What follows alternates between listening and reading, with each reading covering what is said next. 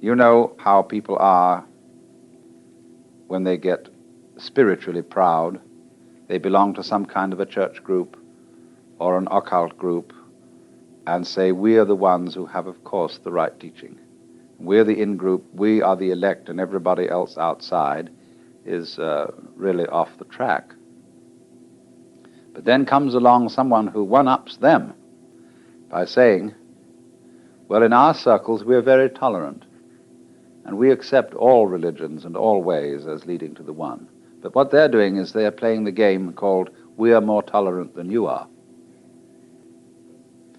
You see, and in this way, the egocentric being is always in his own trap. So Buddha saw that all his yoga exercises and ascetic disciplines had just been ways of trying to get himself out of the trap in order to save his own skin, in order to find peace for himself. And he realized that that is an impossible thing to do because the motivation ruins the project. He found out then, you see, that there was no trap to get out of except himself. Trap and trapped are one. And when you understand that, there isn't any trap left. I'm going to explain that, of course, more carefully. So, as a result of this experience, he formulated what he calls the Dharma. That is the Sanskrit word for method. You will get a certain confusion when you read books on Buddhism because they switch between Sanskrit and Pali words. The earliest Buddhist scriptures that we know of are written in the Pali language, and Pali is a softened form of Sanskrit. So that, for example, whereas the doctrine of the Buddha is called in Sanskrit the Dharma, but in Pali, and in many books of Buddhism, you'll find the Buddha's doctrine described as the Dhamma. And so in the same way, karma in Sanskrit becomes in Pali kamma. Buddha remains the same.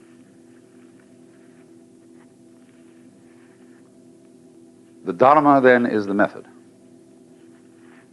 Now the method of Buddhism, and this is absolutely important to remember, is dialectic.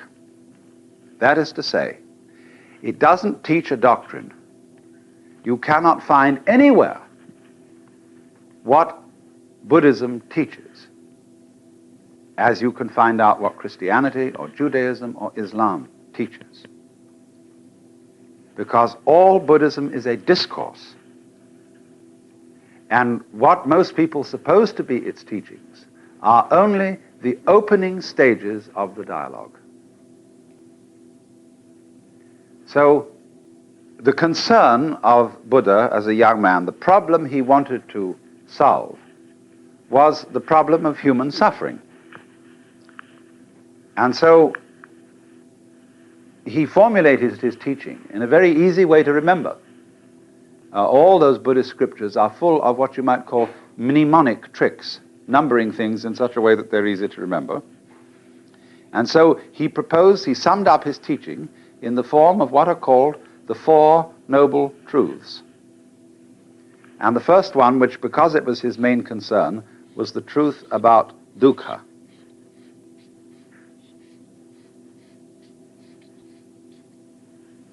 Dukkha, suffering, pain, frustration, chronic dis-ease. It is the opposite of sukha, which means sweet, pleasure, etc. So, insofar as the problem posed in Buddhism is dukkha, I don't want to suffer, and I want to find someone or something that can cure me of suffering. That's the problem. Now, then if there's a person who solved the problem, a Buddha, people come to him and say, Master, how do we get out of this problem?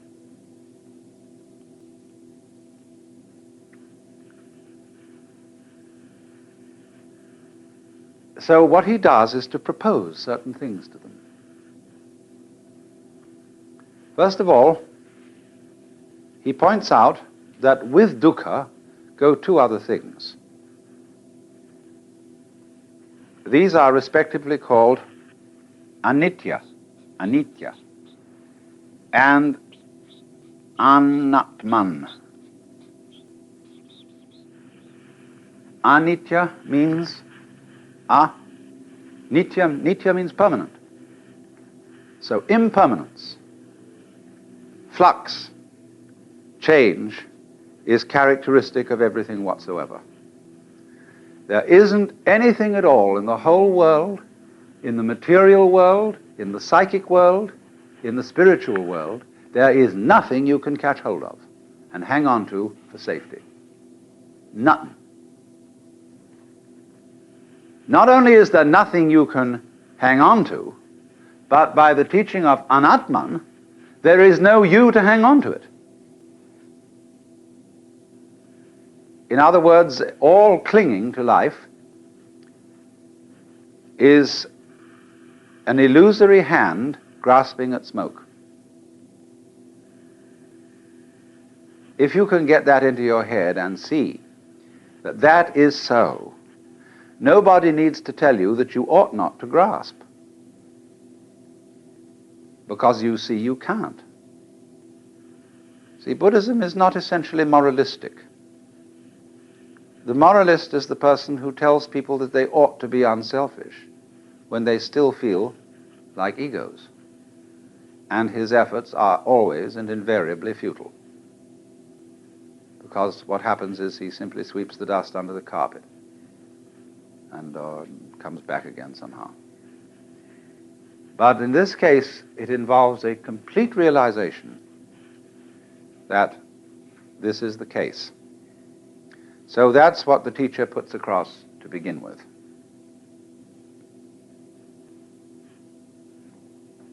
The next thing that comes up, the second of the Noble Truths, is about the cause of suffering. And this in Sanskrit is called Trishna.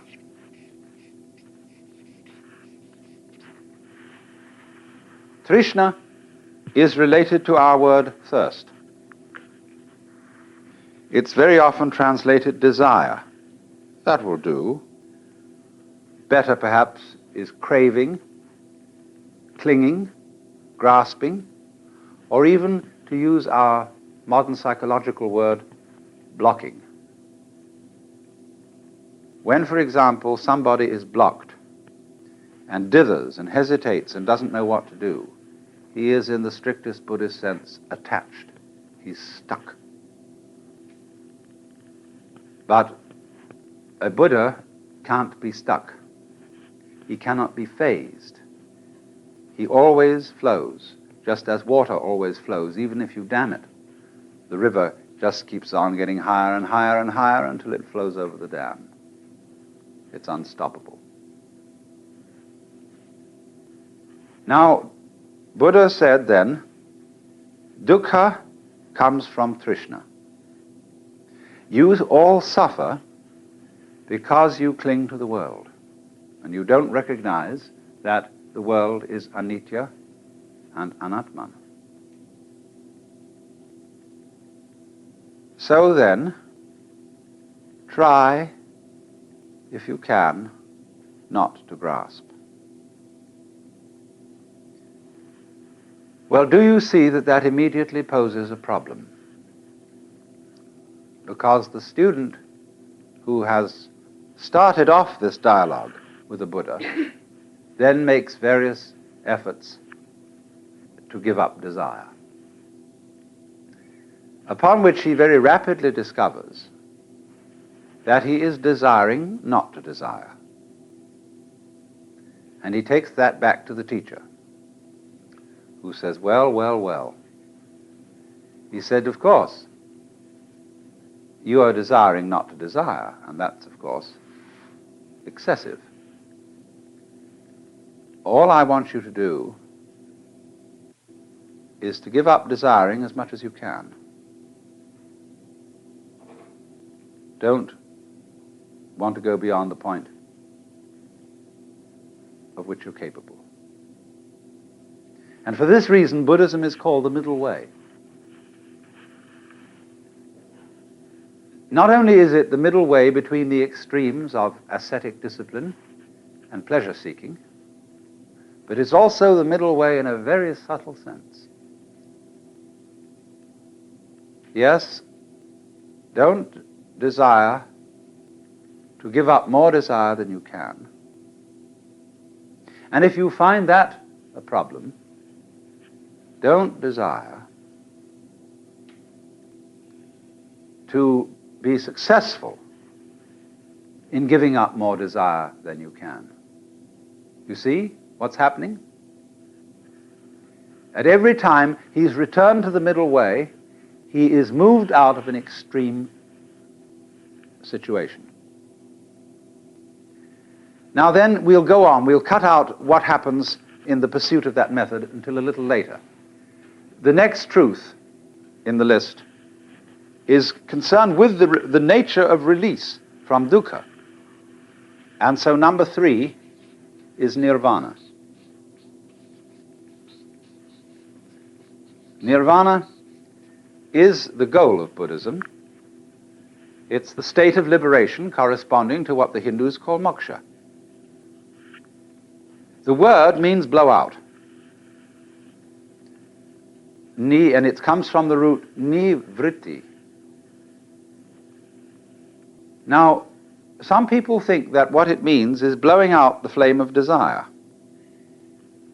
I don't believe this. I believe that it means breathe out rather than blow out. Because if you try to hold your breath, and in Indian thought, prana, breath, is the life principle. If you try to hold on to life, you lose it. You can't hold your breath and stay alive. It becomes extremely uncomfortable to hold on to your breath. And so in exactly the same way, it becomes extremely uncomfortable to spend all your time holding on to life. What the devil is the point of surviving, going on living, when it's a drag? But you see, that's what people do. They spend enormous efforts on maintaining a certain standard of living, which is a great deal of trouble. You know, you get a nice house in the suburbs, and the first thing you do is you plant a lawn. You've got to get out and mow the damn thing all the time. And you buy expensive this, that, and soon you're all involved in mortgages, and instead of being able to walk out in the garden and enjoy it, you sit at your desk looking at all the books and filling out this, that, and the other, and paying bills and answering letters. What a lot of rot. But you see, that is holding on to life. So, translated into colloquial American, nirvana is because if you let your breath go, it'll come back. So, nirvana is not annihilation. It's not disappearance into a sort of undifferentiated void. Nirvana is the state of being let go. It is a state of consciousness and a state of, we might call it, being here and now in this life. We now come to the most complicated of all.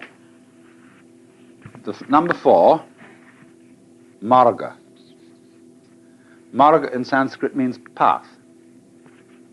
And the Buddha taught an 8-fold path for the realization of nirvana.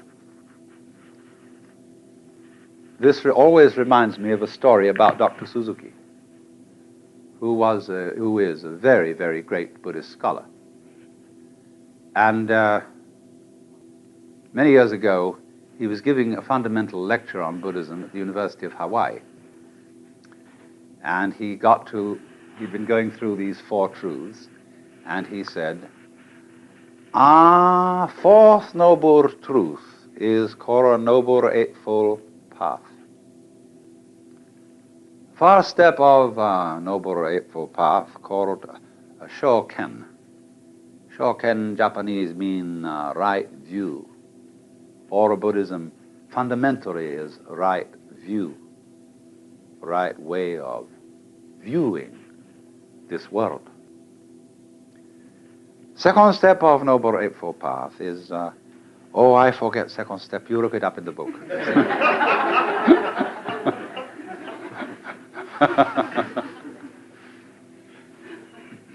Well, I'm going to do rather the same thing. What is important is this. The Eightfold Path is really got three divisions in it. The first are concerned with understanding. The second division is concerned with conduct. And the third division is concerned with meditation. And every step in the path is preceded by the Sanskrit word samyak, in which sam is the key word. In Pali, samma. And so the first step, samyak drishti, which means, drishti means a view, a way of looking at things, a vision, an attitude, something like that. But this word samyak is in ordinary texts on Buddhism almost invariably translated right. This is a very bad translation. It does, of course, the word is used in certain contexts in Sanskrit to mean right, correct. But it has other and wider meanings. Sam means, like our word sum, which is derived from it, complete, total, all-embracing. It also has the meaning of middle way, representing, as it were, the fulcrum, the center, the point of balance in a totality. Middle-weighed way of looking at things. Middle-weighed way of understanding the Dharma. Middle-weighed way of speech, of conduct, of livelihood, and so on. Now, this is particularly cogent when it comes to Buddhist ideas of behavior. Every Buddhist in all the world, practically, as a layman, if he's not a monk, undertakes what are called Panchasila, the 5 good conducts. Sila, S-I-L-A, is sometimes translated precept. But it's not a precept because it's not a commandment. The formula, when a Buddhist, these priests, they chant the precepts, Panatipata veramani sikapadang samadhyami. And that means, Panatipata, Pana is in Pali, this thing, Prana, life, Tipata, taking away, I promise to abstain from. So the first is that one undertakes not to destroy life. Second, not to take what is not given. Third, this is usually translated, not to commit adultery. It doesn't say anything of the kind. In Sanskrit, kamesu mityahara, veramani sikapadam samadhyami. Kamesu mityahara means, I undertake the precept to abstain from exploiting my passions. Buddhism has no doctrine about adultery. You may have as many wives as you like. But the point is this: when you're feeling blue and bored, it's not a good idea to have a drink, because you may become dependent on alcohol whenever you feel unhappy. So in the same way, when you're feeling blue and bored, it's not a good idea to say, let's go out and get some chicks and have some sex fun. That's exploiting the passions. But it's not exploiting the passions, you see. When drinking, say, expresses the conviviality and friendship of a group sitting round the dinner table, or when sex expresses the spontaneous delight of two people in each other, then the fourth precept, musavada, to abstain from false speech. This doesn't simply mean lying. It means abusing people. It means using speech in a phony way, like saying, all niggers are thus and so, or the attitude of America to this situation is thus and thus. You see, that's phony kind of talking. Anybody who studies general semantics will be helped in avoiding musavada, false speech. The final precept is a very complicated one, and nobody's quite sure exactly what it means.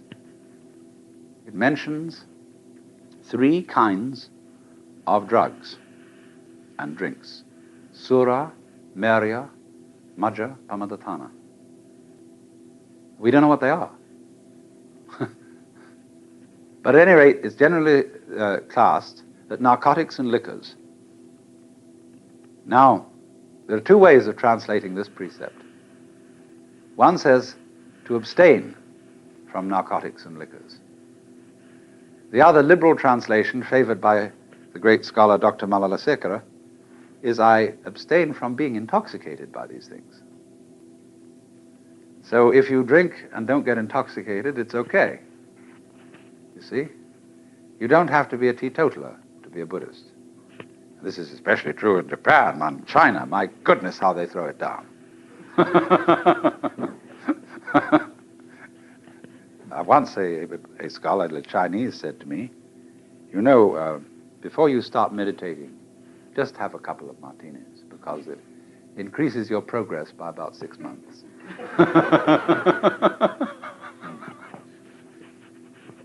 Well,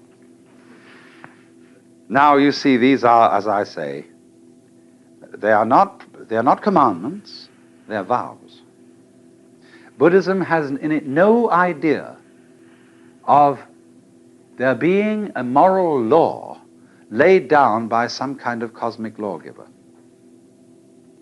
And the reason why these precepts are undertaken is not for a sentimental reason. It is not that you're going to make you into a good person. It is that for anybody interested in the experiments necessary for liberation, these ways of life are expedient. First of all, if you go around killing, you're going to make enemies. And you're going to have to spend a lot of time defending yourself, which will distract you from your yoga. If you go around stealing, likewise, you're going to acquire a heap of stuff, and you're going to, again, make enemies. If you exploit your passions, you're going to get a big thrill, but it doesn't last. When you begin to get older, you realize, well, that was fun while we had it, but I haven't really learned very much from it. And now what? Same with speech. Nothing is more confusing to the mind than taking words too seriously. We've seen so many examples of that. And finally, to get intoxicated or narcotized. A narcotic is anything like alcohol or opium, which makes you sleepy. The word narcosis in Greek means narx is sleep. So if you want to pass your life seeing things through a dim haze, this is not exactly awakening.